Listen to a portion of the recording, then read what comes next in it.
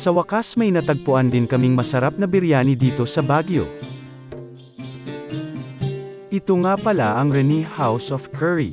Maganda dito, Paskong Pasko. Sakto rin itong hot tea nila para sa malamig na panahon.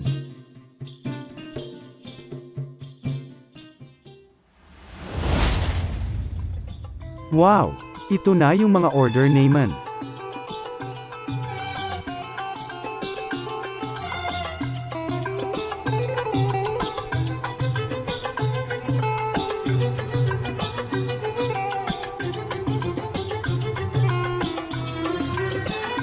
Oh, di ba? Panalo.